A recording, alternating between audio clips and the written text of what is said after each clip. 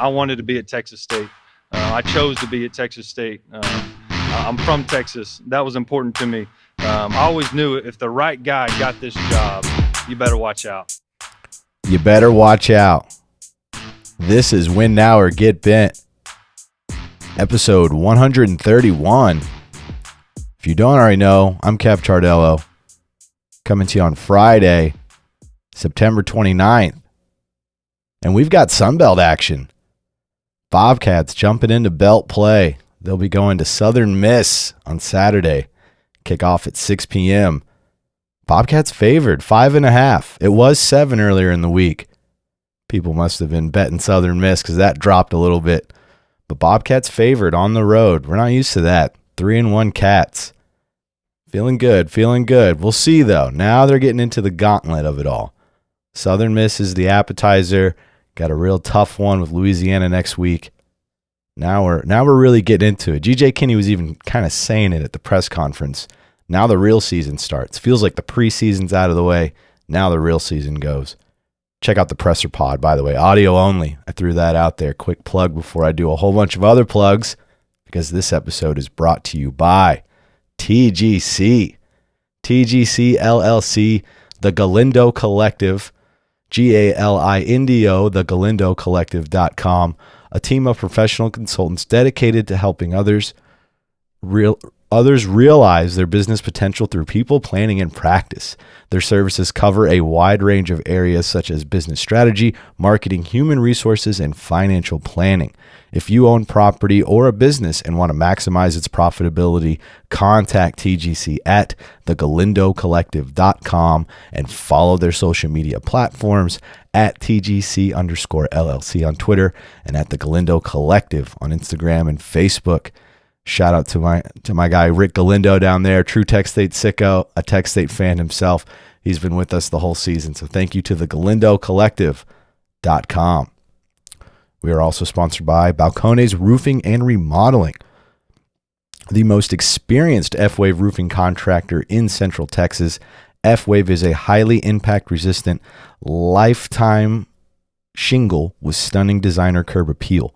It is the only roofing product on the market with an exclusive hail warranty. And that's huge, especially after that storm last week. I know here in Central Texas got hit hard by that hail.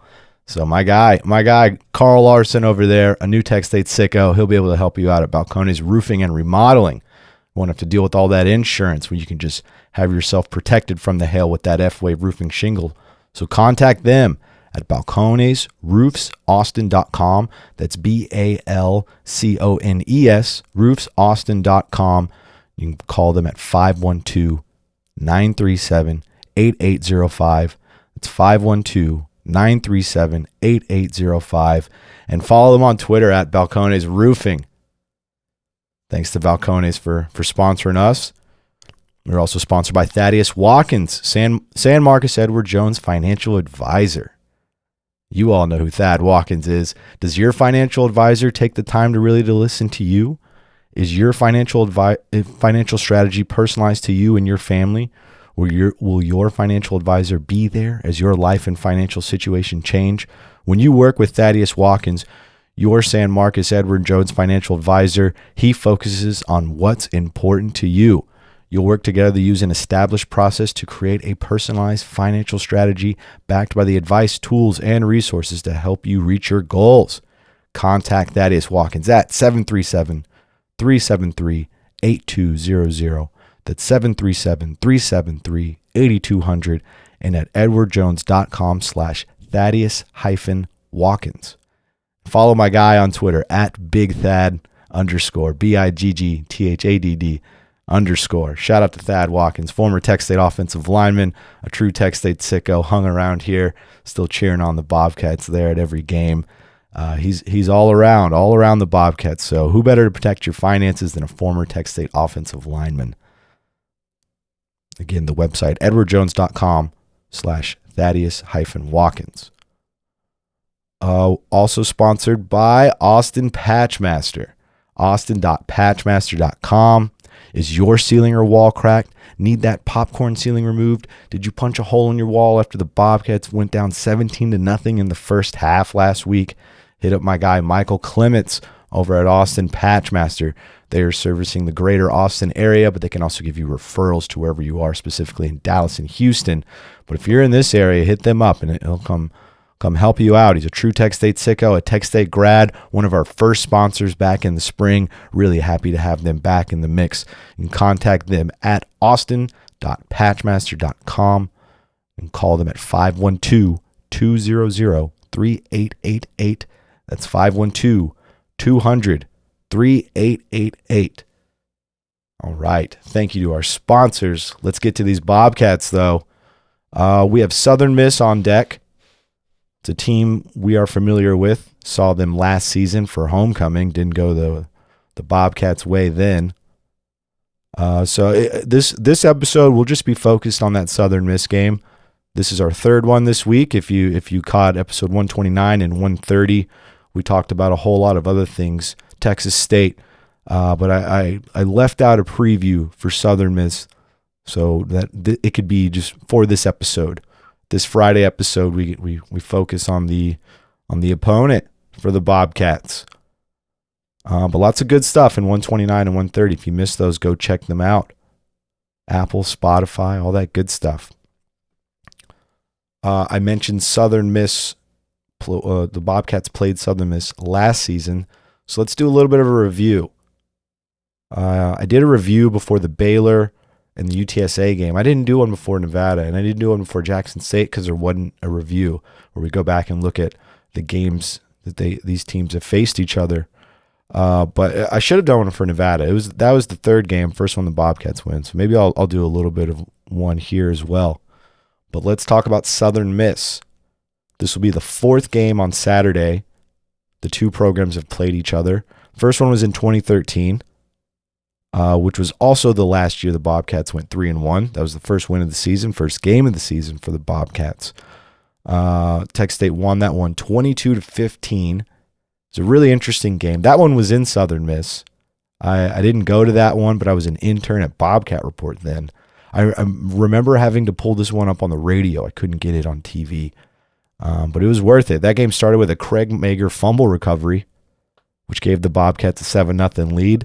And then Rob Lowe punched it in to make it 14-0. Bobcats were looking good early on, but then steadily USM got back into it. A field goal, a safety, a touchdown, and another field goal gave them a 15-14 lead. Now the game started out, Jordan Moore was starting at quarterback, and then Tyler Arndt went in for him. If anybody remembers the first 4 or so games of that season, it was between Tyler Arndt and Jordan Moore. Tyler Arndt and Jordan Moore. This was right before they decided to say, you know what, rip the red shirt off Tyler Jones, put him out there. It's during that Lightning game that year. But so at this time, first game of the season in 2013, it's still that battle between Jordan Moore, Tyler Arndt, Jordan Moore, Tyler Arndt. I say Jordan Moore started. I don't know for sure if he started, but they both got in there. I do remember that. I should have double checked that who started that game. But Tyler Arndt in there in the fourth quarter, he gets a 17-yard touchdown run, which was very unlike Tyler Arndt. He's a taller quarterback, like 6'4", 6'5". Wasn't really known for being fleet on his feet, but there he goes, 17-yard touchdown. And then a 2-point conversion to Bradley Miller. Anybody remember that name? Tight end Bradley Miller. Pretty good tight end for the Bobcats. And that gave the Bobcats 22-15 lead. That's the final score there. So the first meeting between the two programs, Tech State gets a win. The play that stands out is that Craig Mager fumble recovery. That was really cool. That was a good year for Craig. He ended up getting drafted that year. He's out of Luling, just like Trenton Scott, who's starting at left tackle now for the Bobcats. I can remember when I went to Trenton Scott's signing in high school when he did the signing ceremony in the gymnasium. Everybody was asking me about Craig Mager. You remember Craig Mager? Because he's from Luling. I was like, yes, of course, yeah, Craig Mager. And that's the play I'd think of was that Southern Miss fumble recovery because that was cool. They didn't meet again until 2015, and now mind you, they are not in the same conference at this time. These are non-conference meetings. So 2015, another non-conference meeting. This one in San Marcos. I was here for this one. 56-50 loss for Texas State. It was quite a game. I had to go back and remember and look through the box score and the stats and all that to really remember how this one shook out. But early on, Texas State fell down 21-3. They were down 21-3 in the second quarter, 17 points. Before 3 quick scores to make it 25-21, Texas State leading at halftime. Tyler Jones, 35-yard run, and then 2 passes by Tyler Jones, one to Lawrence White, and then a 32-yarder to Damon Mercer. Shout out to Damon Mercer. And Lawrence White. Lawrence White, 6'7" himself, just like TJ Finley this year. Big 6'7" tight end. I remember he got to go to the Raiders training camp. Didn't make the team, but he was in camp. It's a pretty good tight end. 2 third-quarter touchdowns by Southern Miss made it a 35-25 game. A Lumi Kaba field goal. Anybody remember that name? Shout out Lumi Kaba. Followed up by a 52-yard touchdown run by Jalen Richard. Made it 42-28. Jalen Richard was on the Raiders. Shout out to him. I enjoyed watching him in the silver and black. Did not enjoy watching him this day, though. Another touchdown pass made it 49-28 lead for Southern Miss. Tyler Jones gets a 56-yard run, and then Rob Lowe gets another score, makes it real quick 49-42. So they're back in it. I'm pretty sure that that touchdown pass that was early in the fourth. Yeah, this one was with 8 minutes left. They made it 49-42, so still in the game. But then Richard rattles off a 64-yard touchdown run. That made it 56-42 with 6 minutes and 23 seconds left. Texas State can't get it going. Southern Miss backed up to their goal line, trying to run out the clock. They take a safety with 51 seconds left. Bobcats go down the field. Another touchdown pass for Jones to Mercer. Wasn't enough, too late.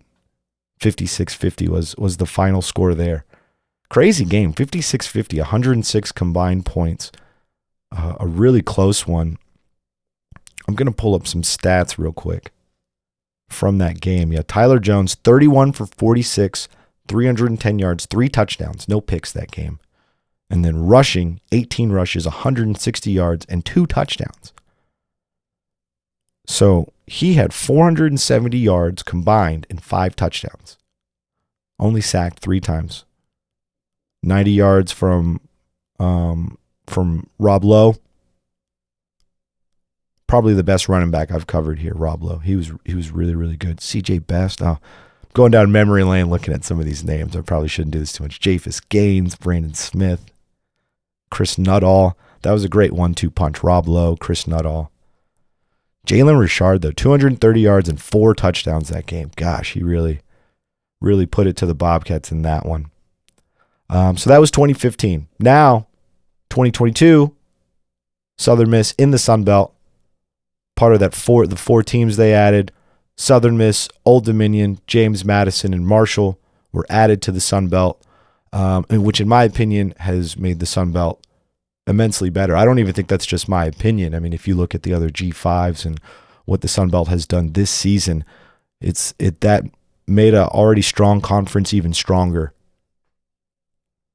And what's crazy is even this season, Southern Miss is the weakest one of those 4. That's not to say they're a weak program by any means, but the Old Dominion is surprising some people. James Madison really isn't. Marshall's looking really good. Those were 4 strong additions. But let's go 2022. First meeting with these 2 teams in the same conference. Texas State pegs them as the homecoming team. I was actually not at this game, which is it's very, very rare. There are a handful of home games I haven't been to.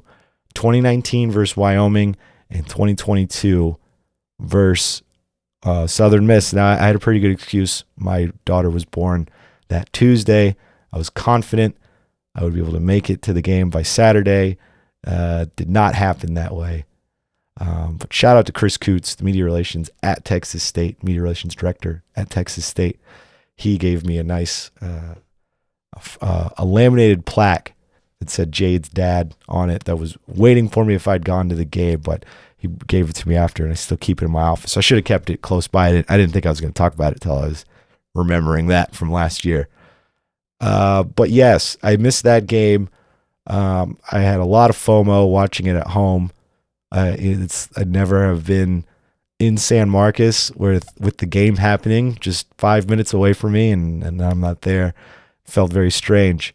And I definitely felt the FOMO early, even though Tech State lost this game 20-14. They went up 10-0 early. 10-0 lead on Southern Miss by the second quarter. Hatcher found Javin Banks. Shout out to Banks. Underrated, probably underrated by me. Really terrific receiver, great deep threat. You know what? I said Texas State led 10-0. Other way around. Southern Miss led 10-0 in the second quarter. So maybe I wasn't feeling that FOMO. I was actually feeling pretty good about staying home early. This is when I felt the FOMO, was when Hatcher finds Javin Banks to make it 10-7. And then a field goal as time expired for Southern Miss made it 13-7 at halftime. It was a slugfest for the rest of the second half. Hatcher found Ashton Hawkins for a 74-yard touchdown, a catch and run. It was more Hawkins than Hatcher on that 74-yarder. That was with 1:21 left in the game. Bobcats have the lead. It's feeling good. Fourth down, 45 seconds left. What does Southern Miss do? A 53-yard touchdown pass. 20-14. They're down now. Not much time left. Texas State gets it back with 32 seconds. Hatcher goes incomplete, interception. Game's over. Bobcats finished that game with -6 rushing yards on 20 attempts, 2 interceptions by Lane Hatcher. An ugly game. You know, I wasn't there in person, and maybe that was a good thing. But that was a really ugly game. Low scoring. I don't anticipate it to be as ugly this season. I think it might actually even be more high scoring, despite Southern Miss not doing so well on offense. I think that they do some things where they could have some success against the Bobcats, and we'll get to that. Real quick, I want to do a review of Nevada versus Texas State. We'll just go through the years. 2012 was the first one. Nevada won 34-21. 2022, 10 years later, last year was the next one, 38-14. Remember, the Bobcats were real cocky going into that one, and they got whooped pretty bad. And then the win, 35-24, after going down 17-0. So yeah, I just want to do some cleanup, just because I didn't do that before the Nevada game. I like doing that. I like going back and seeing what these two programs were like against each other. But that was the review. Let's do the preview. Let's talk about Southern Miss early this season. 4 games into the season, they are 1-3. They opened the season with a win over Alcorn State, and they have lost the last 3 games to Florida State, 66-13. Florida State's pretty good. They lost to Tulane, 21-3. Tulane's not bad. They're 3-1. It's a pretty tough Tulane team. And Arkansas State, 44-37 last week. Arkansas State, a little bit of a resurgence after starting 0-2. They've won the last 2. Seems like they found their quarterback. Keeping an eye on the Red Wolves. But Southern Miss in the Sun Belt, they are 11th in scoring offense with 23.3 points per game and 13th in scoring defense, allowing 36.3 points per game. So that's near the bottom, 14 teams, and they're near the bottom on offense and defense scoring. By comparison, Texas State is number 1 in offensive scoring and 9th in defensive scoring. It's the same totals, same on total offense, where they are 11th. On defense, total defense, they are 9th, and Texas State is 13th. So they're kind of switched on that one. They're 13th in the conference in rushing at 127 yards a game, which is interesting because this is an offense that is supposed to be more of a rushing offense with Frank Gore, although they've added a quarterback who was a Clemson guy. We'll talk about him in a second. Maybe that's why their numbers are a little bit down. But yeah, 13th in rushing, 11th in passing. So neither side is really going well for them on offense. They're not strong in many categories, to be honest. I was looking through them all, and they had some really tough opponents. Texas State had a pretty tough non-conference slate, at least those first 2 games. I'd say Southern Miss's was tougher. I mean, when you have Florida State on it, what can you do there? But if they are strong in one category, they're third in passing defense. So I think that is gonna force the Bobcats to run a little bit more. That they are pretty strong there. I've mentioned before, I really like their coach, Southern Miss coach Will Hall. There's a lot of similarities between him and GJ Kinney. And if you listen to that presser pod that we put out, audio version only on Apple and Spotify, you can hear GJ Kinney talk about how he gravitated towards Will Hall at Sunbelt Media Day. They just have similar personalities. They're both former quarterbacks growing up. Their dads were coaches. Let me pull this up on Will Hall because I wanted to see. That's right. Okay, this is his second stint in the Sun Belt. In 2017, he was the offensive coordinator at Louisiana. Let's go back a little bit because I'm on his whole bio now that I'm looking at it. From Mississippi. If you hear him talk, you hear that Mississippi accent. I know they love that over there. He played out of high school. He went to Northwest Mississippi Community College, played really well, ended up going to North Alabama, had terrific stats. He's not this isn't being disparaging to him at all. I met him at Media Day. He's not the tallest guy, so I think that's why, because even when you look at his stats, they're really terrific. But I think that had a lot to do with why he didn't play at a bigger school, because he had terrific stats. But he went on to play for the Tupelo Fire Ants in the Indoor Football League for just one season, 2004. And I guess he was reunited with his dad. His dad was his high school coach, and he played under him for Tupelo. I know. I was looking at it at some point. He had a bunch of touchdowns for the Fire Ants. Let's see, where is it? Yeah, 44 touchdowns his one season with the Tupelo Fire Ants, 2,046 yards. He also rushed for 422 yards and 13 touchdowns. So that's 57 touchdowns in your lone indoor football season. That's pretty good. He's a pretty good quarterback himself. But he jumped right into coaching after that. Worked his way up the ranks until he was the head coach at West Alabama. Started out as the OC there, got promoted in 2011. Did really well. It's Division II. Did really well from 2011 2013. Moved over to West Georgia, still Division II. Did even better there. Parlayed that into an offensive coordinator position at Louisiana, just for one season there before he went to Memphis as the associate head coach and tight ends coach for one season. And then he was the OC at Tulane 2019-2020 before taking over as the head coach at Southern Miss. Overall coaching record 67-38, and that's counting that West Alabama, West Georgia, those Division II. In the Sun Belt, though, as Southern Miss coach, he's 11-18. This is his third season doing that. He's the similarities between them, the quarterback thing right off the bat for their respective states. Will Hall from Mississippi worked his way up into now being a head coach of a Division I Mississippi school. GJ Kinney from Texas working his way up to now the coach of a Division I school in Texas. So it's interesting. It makes sense why they gravitated towards each other. Similar personalities like that.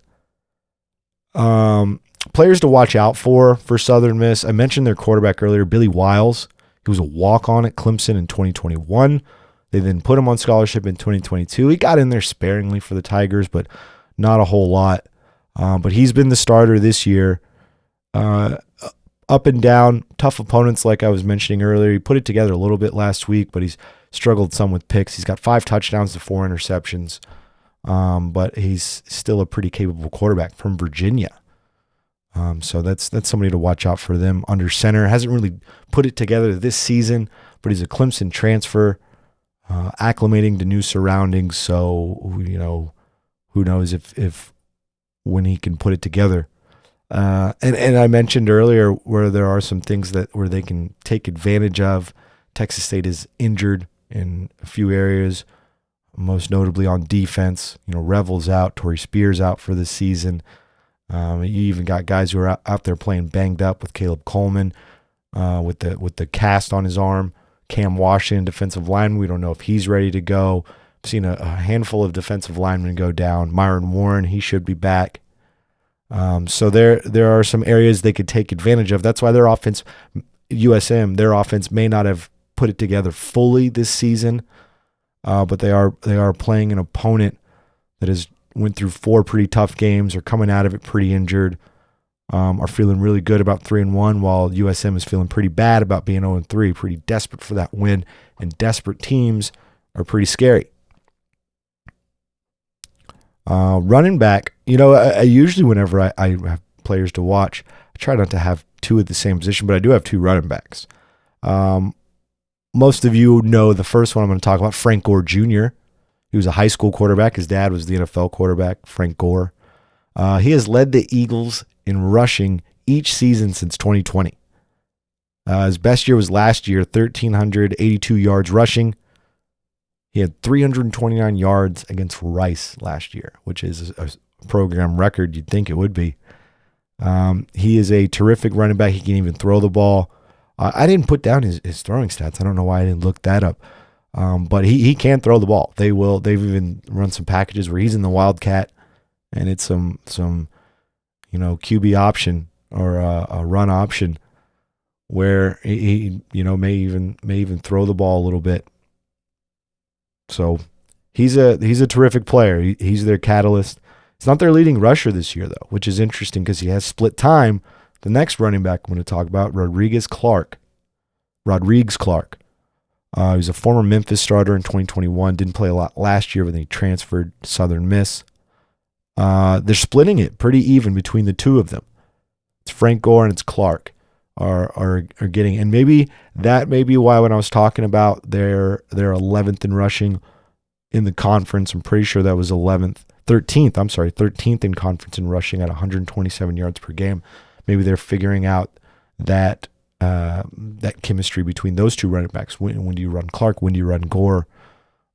Figuring that all out. So because those are 2 pretty good running backs. But they've combined for 442 yards and 4 touchdowns this year. Just about even, but Clark has a little bit more, like 12 more rushing yards. Not a whole lot to look for on their defense. They haven't done a ton on defense, and I'm hearing they're pretty injured on defense as well. Specifically in the front 7. They have a really good front 7, but if they're injured there, then that's going to be an issue for Southern Miss, something that Texas State can very much take advantage of. With a very explosive offense, top scoring offense in the conference so far, but we were just now dipping into conference play, so I think a few more games into conference, then we can really take those stats seriously. But 4 games is enough that I take them seriously. But on defense, if I were to talk about somebody at safety, Dylan Lawrence, he's their leading tackler. He's got 26 tackles this season. But even as I read that, the fact that the player I wrote down there is their safety because he's leading them in tackles, that's usually indicative of how a defense's season is going. If they're leading tacklers, their safety. That means that the play went through 2 layers of the defense before it got to the leading tackler, which means they're getting past the defensive linemen and the linebackers. I know a safety can come crashing down towards the line and everything, but that when they are leading the team in tackles, it's usually not the case. But still, shout out Dylan Lawrence, leading the team in tackles. My prediction for the game, I said high scoring. I expect a high scoring game. Not to knock on Texas State defense. I think that there is just some factors that Torrey Spears being out it weakens them. And I talked about it on the last episode 130. If you missed it, dropped it on Wednesday. A little bit of a different deal, doing 3 episodes this week. Seeing how y'all like that. If you consume it, if you want more episodes like that, then we may continue doing that, especially peppering in an interview in that midweek episode. That's a good place to fit it, because that's something I notice is post-game and then pre-game, it's hard for me to fit in an interview because I talk so much. But maybe we can get someone in there in the middle of the week. But I do think it's going to be a high-scoring game. Texas State high-scoring for obvious reasons, but Southern Miss high-scoring despite not having a high-scoring game all year. Just this quarterback is in his 5th game. Maybe they're figuring out the rhythm with these running backs. I also think Will Hall is a good coach. He's going to figure this out. He's won at every level, hasn't had a ton of success at Southern Miss yet, respectable, but not a ton of success. I think that they'll be able to put it together. I wrote down 2 different scores though, because I did do. I don't know if y'all remember. This is for real college football sickos. Stingray Steve. Does anybody remember that? The Mississippi State fan. He was on Tosh and everything. He was a really cool figure, a fun character in college football. Of like, I don't know, like 8 years ago or so. Well, anyways, he has a radio show in Mississippi, and I got to go on there. He got me on to talk about Texas State. I'll make sure to tweet about that. Should be out Friday. And he asked me to predict a score, and I didn't have one prepared, so I said 46-41 because I like to do when I don't have a score ready, I like to do a fun score you don't usually see. 46-41 sounded good, but then after I thought about it, I don't see. I think Texas State will score a little bit more, and Southern Miss will score a little bit less. So I kind of like 52-38, but I like it in that range. I like this game to be a high score. I think it's going to look more like 2015 than 2013 or 2022. I think it's going to look like that 2015 game, a little bit more a fun game. I'm rooting for a fun game. Do you guys notice a lot of my predictions are high scoring? It's one of my favorite parts about college football. That's what was cool about the Dolphins last week, putting up 70. I don't remember the last time I saw 70 points in an NFL game, but that was pretty cool. But yeah, that's where I'm thinking it's going to shake out. Bobcats will win. I think they'll beat the spread. What is it, 5.5? It was 7 earlier in the week. Now it's down to 5.5. I think they're 3-1 against that on the season. Because the Nevada game they almost covered that one as well, but didn't quite. But I'm confident in the Bobcats this week. Even though they're going on the road, it's the first game on the road where they're going in a plane as well, which doesn't seem like a lot. But even when we asked GJ Kinney about it, he's like, a lot of these guys, it's their first plane ride, which is interesting to think about. But for the most part, a lot of these guys transferred in from big programs. They're used to that kind of stuff. It's a business trip, but it still just adds a little different wrinkle than what they've done after going on the road. Those first 2 games were just bus rides. Louisiana the following week will be a bus ride for them, just 5.5 hours from San Marcos. So they'll be back on that schedule. Yeah, but that'll do it. That'll do it until kickoff, 6 p.m. ESPN Plus. If you don't have it, got to sign out. We're in the Sun Belt. They're all going to be on ESPN Plus. I'm pretty sure they have been already, but I've been at all 4, so I haven't really caught the games in the broadcast. But now they will be. If you don't have ESPN Plus, because I know some of you were DMing me this Nevada game, like, where is it? How can I get it? Got to get ESPN Plus. They don't pay me to say that. I wish they did, but they don't. But if you're a Tech State sicko, you just got to have it. They give you all the sports. Well, you can watch volleyball games, soccer matches, the whole deal. So ESPN Plus. Check out our Patreon page, patreon.com/windhourgetbent. $5 a month helps us grow. You get lots of nice, good articles, extra content on there. You can get some gear, some WNOGB gear at WNOGB.com. If you're watching on the YouTube channel, you can see me. I'm holding up the Mad Cat on my Wind Hour Get Bent shirt. We've got shirts like this, hats, sicko shirts, mugs, lots of cool stuff. And we're going to add more to it. We've been real busy as the season geared up, but we're going to be meeting me and the wizard, Zachary Webb. We're going to be meeting up soon and talking about more merch, some beanies and some maybe some hoodies and stuff like that for when it gets colder, and just some different variations of merch. We want to add a whole bunch, so look out for that. Check out our YouTube channel if you're not already. Wind Hour Get Bent on YouTube. We're over 300 subscribers. Thanks everybody. Thanks sickos. Really appreciate y'all going on YouTube and subscribing. The numbers have been steadily climbing on there, and that's awesome for us. It's really hard to break through that YouTube algorithm, but we're getting there. Once we get to 500 subscribers, we can monetize that, and it won't be much on your end. I know if you're listening to the audio version, a lot of optimized ads, which as we go on, I want to cut out a lot of these optimized ads. That just helps us offset the costs of paying for that service that launches it to Apple and Spotify. But we're gonna scale back on that, especially once we can get the YouTube page where we're able to monetize it, and the commercials just aren't as invasive, and YouTube gives you those options where after 5 seconds you can skip them if you want. So we're getting close. If you're not subscribed on YouTube, please go do that. Sign up your friends and family and subscribe for them. Your enemies as well, we'll take them. Just start do people still do chain letters or email chains? Start getting those out there just with Win Now or Get Bent. We can get those numbers up. Follow us on Twitter at Win Now or Get Bent, on Instagram at WNOGB. We're all over the socials. Trying to get more on Instagram. We're going to start posting more on there. A lot of stuff we can do. It's funny, I was talking to Thad Watkins the other day, and he tells me all the time, you're missing an opportunity not advertising more on Instagram. And he showed me how you can post a link in your stories. That's how much of a layman I am when it comes to Instagram. I was like, well, where can I post links? How am I gonna show people where the pod is? I guess you can do it in your stories. So check out those stories, whatever that is. Now I'm all about the stories on Instagram. So check us out on there. Thank you to the Wizard, Zachary Webb, great producer of this podcast, working hard, working extra this week. He put that recap out from the game, the Nevada game. Go check that out on our Win Now or Get Bent YouTube channel. Doing extra episodes this week. I really appreciate him working hard. It's kind of nice for both of us that we're not going to Mississippi this week. Louisiana's TBD. We'll see how that's going to work out. But it's kind of nice after 4 straight weeks, especially him being in his first season. Nice to get a little bit of a break and catch the game from home this week. But I'm very much appreciative of everything that he's done to amplify the quality of this podcast. It's funny because just this week, somebody sent me episode 66 from last season, September 30th last season. I guess that's going to be the same day as the game. That's kind of interesting.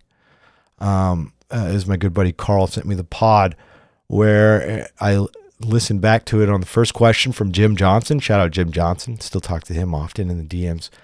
And it was around the 8:45 minute mark on that pod is when I was asked a question, who are the Bobcats going to replace Spavital with if he's gone?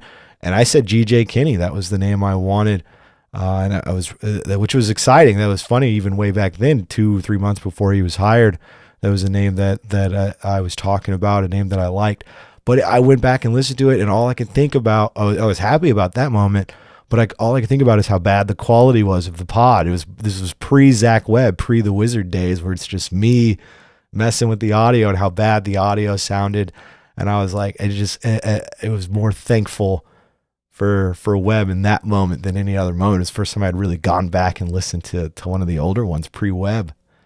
And so thank you so much to Zach Webb. That was a really long thank you for Zach, over a roundabout way to thank Zach, and to pat myself on the back for that take a year ago. Good for me.